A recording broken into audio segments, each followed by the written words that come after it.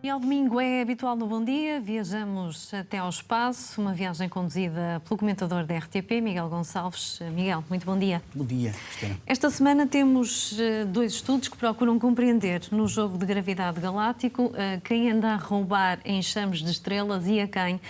Também identificamos uma curiosa estrela fugitiva de outro curioso enxame. É verdade, vamos então ter ladrões de enxames e uma estrela particularmente densa, gordinha, com muita massa. Vamos começar pelos ladrões, porque é sempre um tema interessante. Nós sabemos que vivemos num grupo de galáxias, chamado Grupo Local de Galáxias. A maior galáxia daqui das redondezas é Andrómeda, a segunda é a nossa, a Via Láctea, e também sabemos que à volta da Via Láctea temos dezenas de outras galáxias mais pequenininhas que, portanto, giram à volta da nossa Via Láctea. Nós já sabemos qual é o destino de algumas dessas galáxias. Vão ser assimiladas por quem tem maior massa, ou seja, a nossa própria Via Láctea. E agora também há um estudo que tenta perceber de quem é que são alguns dos enxames globulares que estão nas periferias da nossa galáxia. Ou seja, ao redor da nossa galáxia nós temos enxames fechados globulares, olha, como este que nós estamos aqui a ver, que são autênticos condomínios muito fechados de estrelas, sobretudo estrelas mais velhas, e que os astrónomos suspeitam que até podem ser núcleos de galáxias ou até outro tipo de ajuntamentos estelares. Mas interessa perceber de quem é que são. Será que são da Via Láctea? Ou será que a dinâmica mais vulgar entre galáxias, que é a assimilação, será que também nos pode mostrar que afinal não são da nossa Via Láctea? Pois bem, este estudo começou por analisar, primeiramente, qual é a facilidade que uma galáxia como a nossa tem em roubar enxames de estrelas a outras galáxias. E então este estudo, o primeiro estudo, meramente simulação, nem sequer pega nas galáxias que nós conhecemos, as da Via Láctea, os satélites da Via Láctea, diz que há uma probabilidade que varia entre 12% a 93% da Via Láctea roubar enxames a outras galáxias. Isto depende muito da própria órbita que têm inicialmente as galáxias e, portanto, a maneira mais ou menos fácil de atrair, roubar gravitacionalmente esses enxames. Depois, o que estes investigadores fizeram foi, muito bem, então agora que já sabemos que entre 12% a 93%, vamos colocar as massas das galáxias satélites. Vamos pôr isto num modelo realista. E então chegaram à conclusão que dos vários enxames de estrelas que existem à volta da nossa galáxia, cerca de 14 desses enxames parecem estar associados à galáxia anã de Sagitário. Ora, a galáxia anã de Sagitário, neste momento, já é uma galáxia que apresenta uma forma esticadinha, ou seja, já está a sentir de uma maneira muito evidente a atração gravitacional da nossa e, portanto, vai ser assimilada pela nossa. E, portanto, este estudo diz, pois bem, 14 desses enxames já vêm da própria galáxia de Sagitário. Depois, temos 6 enxames que provavelmente foram retirados da Grande Nuvem de Magalhães. A Grande Nuvem de Magalhães é a maior galáxia satélite anã que nós temos a girar à volta da Via Láctea. Mas diz este estudo que nós não conseguimos ainda perceber muito bem de onde é que vêm uns 4 enxames globulares que os nossos estudos, as nossas simulações não permitem dizer se vêm da galáxia A, B ou C ou são da própria Via Láctea. E, portanto, este estudo diz-nos, pelo menos, que neste momento já temos uma coleção de enxames globulares que não pertencem à Via Láctea, que foram já roubados à própria Via Láctea, aliás, e que, de uma maneira geral, a revisão geral deste estudo diz que 19% dos enxames globulares que nós conhecemos têm propriedades semelhantes a galáxias que não são a nossa e, portanto, já foram roubados. Sim, portanto, a nossa Via Láctea é uma ladrã de enxames de estrelas e isso já está comprovado. Vamos continuar nos enxames, porque agora estamos a ver imagens de uma simulação e de dados do Gaia. O Gaia é um telescópio espacial absolutamente extraordinário da Agência Espacial Europeia. É o nosso melhor telescópio para identificar as propriedades de cinemática de milhares de milhões de estrelas na nossa Via Láctea e que foi fundamental neste estudo que agora apresentamos e que nos leva para um enxame de estrelas que qualquer astrónomo amador adora fotografar, que é o enxame de estrelas das Íades. Está apenas a cerca de 153 anos-luz de distância. Este enxame tem uma particularidade. Há ali uma variedade de estrelas, não conseguimos encontrar propriamente estrelas anãs brancas, o que é um bocadinho estranho neste tipo de enxames. Mas, graças ao Gaia, esta investigação encontrou 3 anãs brancas que inicialmente se pensava que tinham sido injetadas precisamente deste enxame das Íades, mas depois veio-se a verificar que apenas uma delas pertence ou pertenceu ao enxame das Híades e que anã branca extraordinária. Porquê é que eu digo isto? Porque as anãs brancas correspondem à fase final de estrelas como o nosso Sol. Ou seja, nós sabemos que o Sol vai crescer até se tornar uma gigante vermelha daqui a 4 mil milhões de anos, mais ano, menos ano, não sei, vai engolir a Terra, Mercúrio, Vênus, Terra, eventualmente Marte, e depois vai contrair, vai arrefecer ao longo do tempo, tornando-se uma anã branca.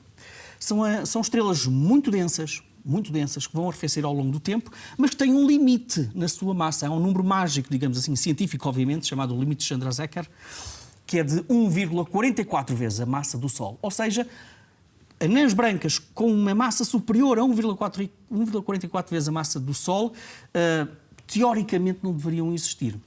Quem se aproxima muito deste limite, e é o caso desta anã branca, que é considerada uma ultramaciça, que tem 1,33 vezes a massa do Sol, o que dizem os nossos modelos é que uma estrela anã branca, para atingir esta massa tão elevada, é porque vivia casada. Ou seja, tinha um companheiro à sua volta e que ao longo do tempo foi tirando material desse companheiro e crescendo até ter esta massa de 1,33. Ora, quando os cientistas analisaram esta estrela, a sua trajetória, a sua idade, as suas características, perceberam logo uma coisa. Esta estrela sempre foi solteira. Esta estrela nunca teve um companheiro a orbitá-la. E, portanto, não conseguimos perceber muito bem como é que uma estrela anã branca tem esta massa tão grande, quando os modelos dizem que uma anã branca solteira, digamos assim, nunca deveria atingir estas massas tão elevadas. E, portanto, o enxame de Híades pode não ter anãs brancas, mas quando sai de lá uma anã branca, é absolutamente enigmática para os astrónomos. Muito bem, vamos avançar para o segundo tema. Trazemos agora 2 estudos que lançam novos e alertas para a indústria espacial pública e privada. Sim, muitos alertas. Claro que nós temos sempre prazer em anunciar os novos ventos da exploração espacial, da indústria espacial, mas também temos a responsabilidade de lançar aqui alguns alertas e que foi o que aconteceu esta semana com 2 estudos muito interessantes, devem ser lidos com muito cuidado. No primeiro estudo, um conjunto de investigadores da Universidade de Purdue, pegou em duas aeronaves especiais, porque são, no fundo, aviões modificados que permitem voar a grandes altitudes e foram até cerca de 17 km de altitude na nossa estratosfera e fez uma análise da química que por lá anda e encontraram todo um conjunto de 20 elementos em quantidades significativas que não deveriam estar presentes, e não só não deveriam estar presentes, como muito menos naquela concentração. Estamos a falar de, por exemplo, lítio, alumínio, cobre e chumbo. Estes elementos químicos não estão presentes naturalmente na estratosfera, muito menos na própria atmosfera em si. Não estão presentes na estratosfera. Isto quer dizer que alguém ou algo deve ter depositado este tipo de metais pesados nesta zona da atmosfera. Ora, qual é o elemento mais óbvio? Terão sido exatamente o lançamento de foguetões, que colocam satélites em órbitas baixas da Terra, que ao reentrar alguns desses satélites são corroídos pela nossa própria atmosfera e depositam alguns destes metais na estratosfera. São os próprios foguetões que podem também contaminar a estratosfera com este tipo de metais. E temos aqui um outro problema, que é o seguinte: na estratosfera, Cristiana, que está localizada a famosa camada de ozono, que é fundamental para nos proteger da radiação nociva do Sol. Dizem estes investigadores que nós para já não conseguimos dizer com certeza como é que está a ser alterada a química da estratosfera com este depósito destes metais pesados. Não sabemos. Agora, desconfiamos é que isto pode também alterar o próprio funcionamento, a própria presença da camada de ozono. E, portanto, lançam aqui um alerta para nos dizer que nós estamos num impasse muito interessante, num paradoxo, que é: nós vamos precisar de cada vez mais satélites de comunicação, de observação da Terra, porque é uma maneira de conhecermos melhor o nosso próprio planeta e de comunicarmos melhor, mas, por outro lado, cuidado com a quantidade de satélites que colocamos, com a quantidade de lançamentos de foguetões que estamos a fazer, porque já estamos a ver que há uma alteração química na estratosfera. Um outro estudo diz que, pois é, mas é que o número de lançamentos de satélites não vai abrandar. Muito pelo contrário, muito pelo contrário. Um conjunto de investigadores analisou aquilo que é o banco de dados da União Internacional de Telecomunicações, que é uma entidade das Nações Unidas responsável por conceder espaços nas órbitas para a colocação de satélites, e reparou que, acreditam que, aliás, nos próximos tempos nós vamos ter a caminho de uma órbita abaixo da Terra cerca de 1 milhão de satélites. Atenção, teoricamente, o que dizem estes investigadores é que há todo um conjunto de países que não têm tradição tecnológica e científica. Eu vou dar o exemplo de Ruanda. O Ruanda apresentou uma proposta para a colocação de uma mega constelação de satélites, mais de 330 mil satélites. O Ruanda. Claro que não é o Ruanda e as empresas do Ruanda, são empresas de outros países, nomeadamente ocidentais e não só, que aproveitam, no fundo, algum vazio legal para apresentar, em nome de Ruanda, junto da União Internacional de Telecomunicações, estas megaconstelações, para fugirem também a entidades reguladoras. E isto está a acontecer não apenas no Ruanda, mas com uma série de outros países, pela SpaceX, pela OneWeb, por uma série de empresas que nós conhecemos, e dizem estes investigadores que eles reservaram 330 mil satélites para aquelas órbitas baixas da Terra. Não quer dizer que vão concretizar, mas já estão a reservar para o futuro o lançamento desses satélites. E dizem estes investigadores que isto é terrível em todos os aspectos. Em primeiro lugar, porque nós, para fazermos uma projeção dos danos na atmosfera e da própria evolução da indústria, nós precisamos de números realistas e não deste tipo de artimanhas, digamos assim, por parte das indústrias privadas e das nações, porque este estudo também é muito explícito nisso, não são apenas a indústria privada, portanto, comercial.